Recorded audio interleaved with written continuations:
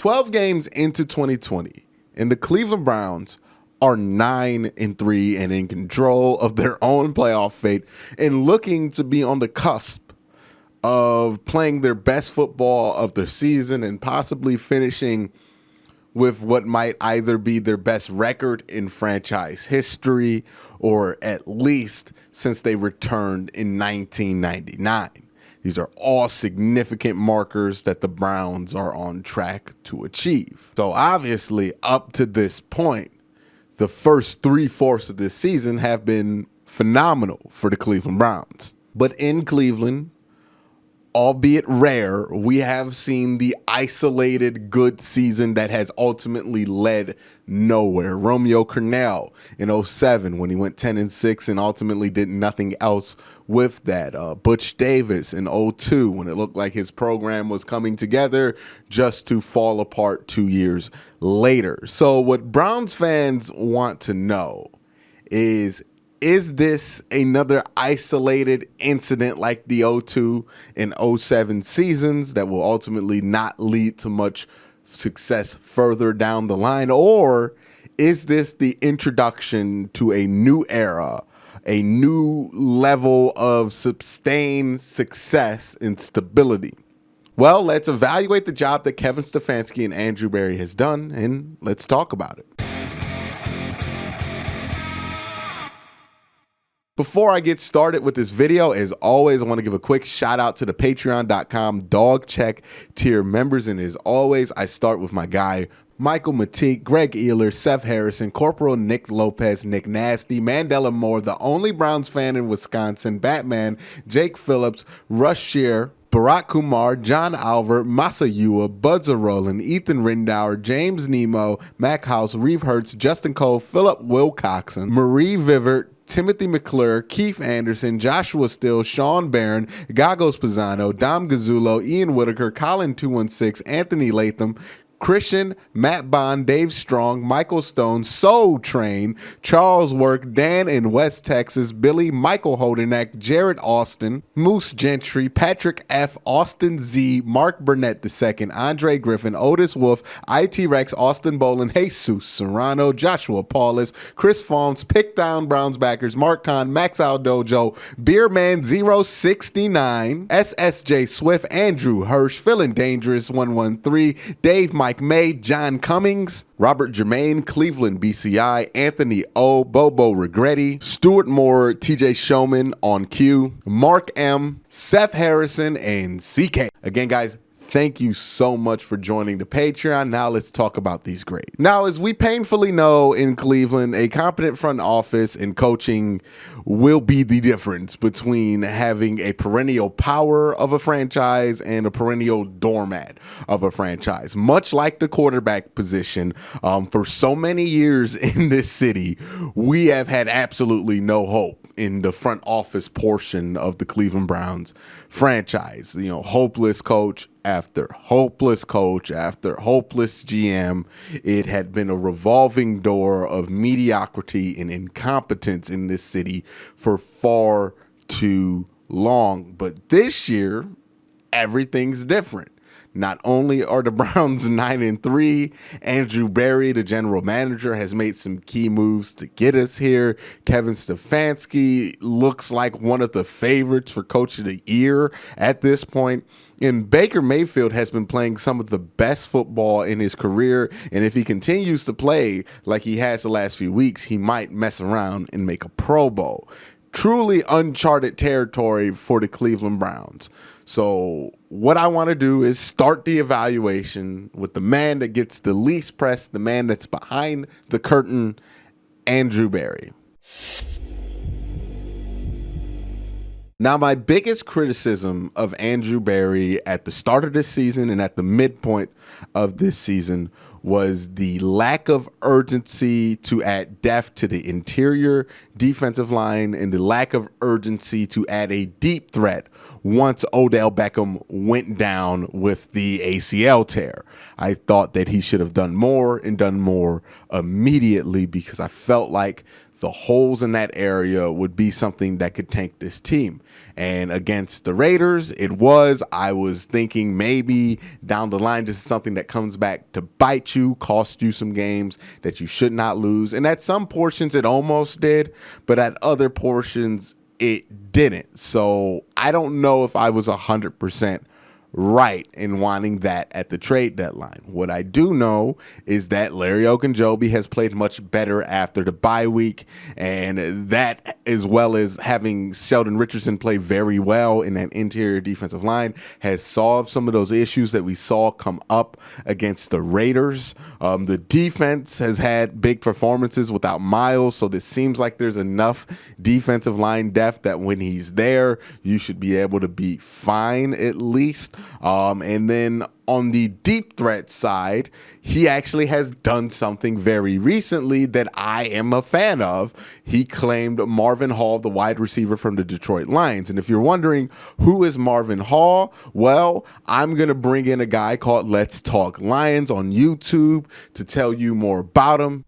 Quincy, thank you for having me on your show. For those of you who do not know me, my name is Jay. I am the host of Let's Talk Lions, a Detroit Lions YouTube channel that you can check out for any of your Detroit Lions news. Because, quite frankly, it feels like Cleveland and Detroit in the NFL, it feels like we're stepbrothers. It feels like we experience the same heartache, the same pain. And this year, we get to see our stepbrothers 3 hours away enjoying a solid season. So congratulations to you. And today, Quincy asked me to come on and tell you what to expect with the addition of Marvin Hall to your wide receiver core. The number one thing that Hall is used for is the deep threat. He was known here in the city of Detroit as Marvin Deep Ball Hall. Really, Hall has been the only option for the deep threat for us this year. And for some reason, the Lions organization said bye-bye, probably because we are on rebuild 2.5. Hall was never the number one option. He wasn't. It was always Golladay, Marvin Jones, and then you're looking at Hall or Amendola. Hall didn't see a lot of targets, about 1.5 a game, but when he did, they were always long balls. Last year, 2019, he averaged at about 37 yards per reception. He did get injured up against Washington. He had to be placed on the IR, and so we didn't see him for the rest of the season. This year, because Kenny Golladay has been injured just about every game, Hall has seen his targets double, and it's been awesome. So I am bummed that we are losing him. However, you guys in Cleveland just picked up a stud. Hall is reliable, consistent, and effective. If I can say anything, I am looking forward to seeing him in your uniforms, but also in a playoff game. Because here in Detroit, we don't like to offer those to our players. So I look forward to seeing him in the playoffs doing what he does, and that's taking that ball deep. Once again, Quincy, thank you for having me on. I appreciate the opportunity. And if any of you are ever interested in some Detroit Lions news, go check out my channel at Let's Talk Lions. Enjoy the playoff run, boys. Before I get deeper into this, I want to make sure that you guys subscribe to Let's Talk Lions. He helped me with that cameo. He helped me with that information. If you are a Lions fan or just interested in the Lions in general, curious, subscribe to him, show him some love there. So Marvin Hall sounds like exactly who I wanted the Browns to get, exactly what I felt like they needed to do after Odell Beckham went down, was get somebody who can do the end arounds and do the deep ball things that Odell Beckham can do. I did not like T1 Taylor in that role, or Donovan Peoples-Jones. I did not feel like they had the speed nor the route running ability to be able to do that consistently, even though Donovan Peoples-Jones is developing in that area. So yeah, my biggest issue with Andrew Berry is an issue that seems to have been solved for the most part, or has not become the problem that I thought it was. And then you have the bonus of Ronnie Harrison, somebody he traded for to fill in with the strong safety position when he's been healthy, when he got a hang of the defense. He was really good for the Cleveland Browns and really helped shore some things up there in the back end. And I do hope the Browns get him back for the end of the season. And hopefully, fingers crossed, if the Browns make the playoffs, he can help out during then. So I have no choice but to give Andrew Berry an A so far, 3/4 of the way through the season. If you look at his draft picks, he's had a lot that worked out. Jedrick Wills looks like he's going to be a great addition. We don't know what Grant Delpit's going to be because he got injured so early in training camp and his injury is so catastrophic with that Achilles tear. But Harrison Bryant and Peoples-Jones, 2 late-round picks, have been showing some great promise, albeit at times they remind you why they were late-round picks because they make some knuckleheaded decisions with the football.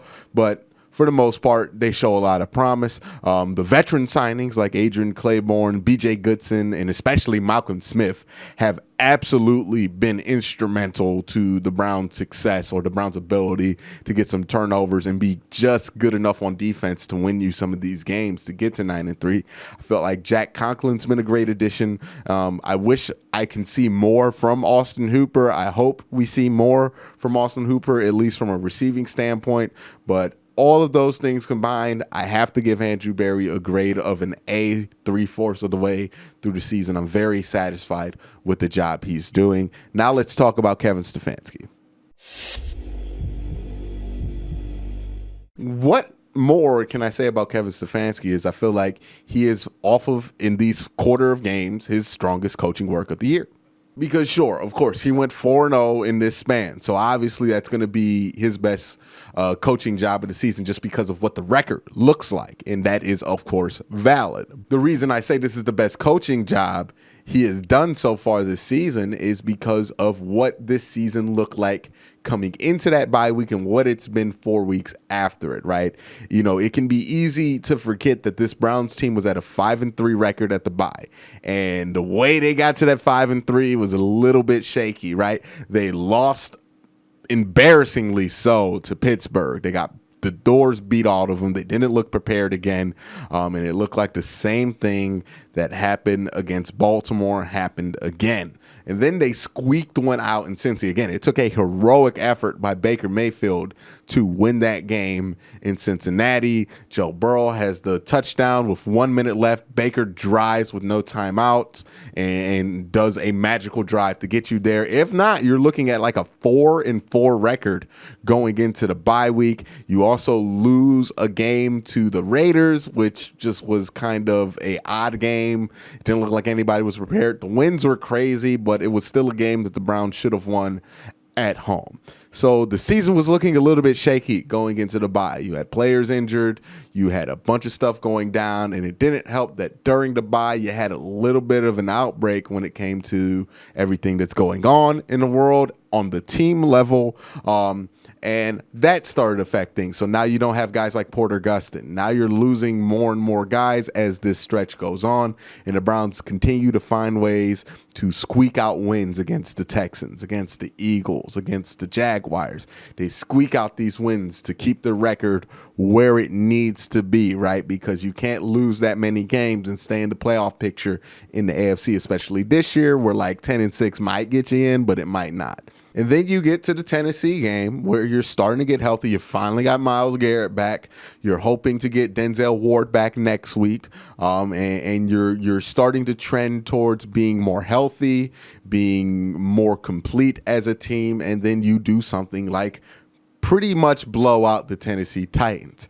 And that is a strong coaching job by Kevin Stefanski. And that is why coaching matters in the NFL, right? I think we don't talk about it enough, or when we talk about it in too general of a term. I think we only talk about it in the heroic sense, in the way that like Bill Belichick is talked about when we talk about how coaching matters in the NFL. But the reality is coaching is why Pittsburgh has not been under 500 since Mike Tomlin has taken the job. Coaching is what keeps franchises stable when you have a coach there for a long time, when you have somebody who is competent there, managing the message, managing the locker room, managing the plays, managing the quarterback. You have consistency from that. That is why it's important. And last year, we know what the issues were with the coaching staff and the instability that was happening within it and the fighting with the analytics department and all that goofy stuff that was going on last year that resulted in a team that is right now not that much different than the one from last year that is currently 9-3 in the toughest conference in football, while that team finished 6-10 and was a complete mess. Coaching matters. Coaching makes a difference. coaching is why Baker looked so good in 2018, just to look awful all 2019, just to come back in again in 2020 and look good. This is why it matters. Who was Drew Brees before he had his coach? When was Phillip Rivers at his best? When he had Marty Schottenheimer. When did Brett Favre find himself? When he was coached by Mike Holmgren. Coaches and quarterbacks, that partnership is very important, and it's very important you find one that fits your quarterback. You don't want to have one that doesn't fit there, that there's friction in that matchup, because that always ends in disaster. You can have a great coach and a great quarterback, but if those two things don't match up, you have a disaster. And what I do think the Cleveland Browns have is a match at that position. You can argue about whether Baker Mayfield's the best quarterback out of his draft class or wherever you think he ranks. That's really not that important. What is important is if Baker Mayfield is a fit for what Kevin Stefanski wants to do in the vision that Kevin Stefanski has for this offense. And if that's the question you're asking, I don't know how your answer isn't yes.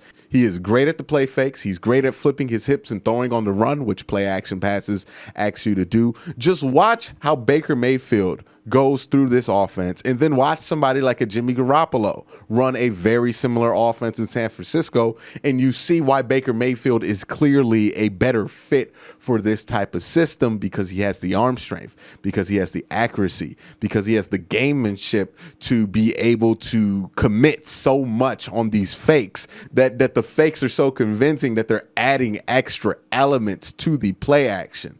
Baker Mayfield was made to do this kind of stuff at the quarterback position in the NFL.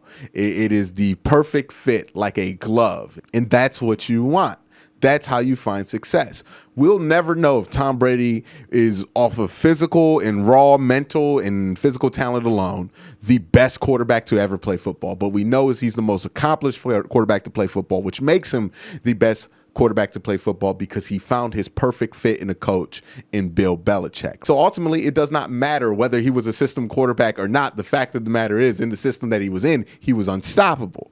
And that's what the Browns need to do with Baker Mayfield. So long story short, my point is that Kevin Stefanski is a great match for Baker Mayfield. So far, it looks like Andrew Berry is a great match for Kevin Stefanski. And right now, it seems like this organization is functioning at a high level without any error messages. Because how many times when we have seen this team look good did we know in the back of our head there's some trouble looming? In 2007, it was Derek Anderson. There's no way he keeps up this level of play. In 2002, it was Butch Davis. We kind of felt like that was incompetent. We also knew the roster wasn't that talented. And then again in 2014, when you started 7-4, we knew that you had the cloud of Josh Gordon and Johnny Manziel hanging over this team. And boy, did they rain down at the end of that season. So this year just feels different because this is all going to plan. It's your first round, first pick overall quarterback playing well. It's your coach coaching well. It's your GM making good selections. So this is uncharted territory for the Cleveland Browns. And I think the answer to the question I posed at the beginning of this, right? Are the Browns on their way to finding organizational stability? I think that answer is yes, because I think if this team stays this good for 2 or 3 years, that's how you find stability. That's how you find success. And I think they're on the cusp of it. They just have to win the games and stay drama-free for the next 2-3 years. So obviously I give the Browns an A for this quarter of the season. But hey, the third, first, second quarter grades are all awesome. And it's all great and all. But it means nothing if you don't finish strong. And that's what the Browns need to do. They need to finish strong, and maybe we get to do some fifth quarter grades, which, just do the math in your head, and that tells you what that means. But that's my thoughts on the coaching staff and what they've done, also the front office and what they've done in their job through the first 12 weeks of the season. Let me know your thoughts down in the comment section below. But again, guys, thank you for watching. Have a great day. Have a good night.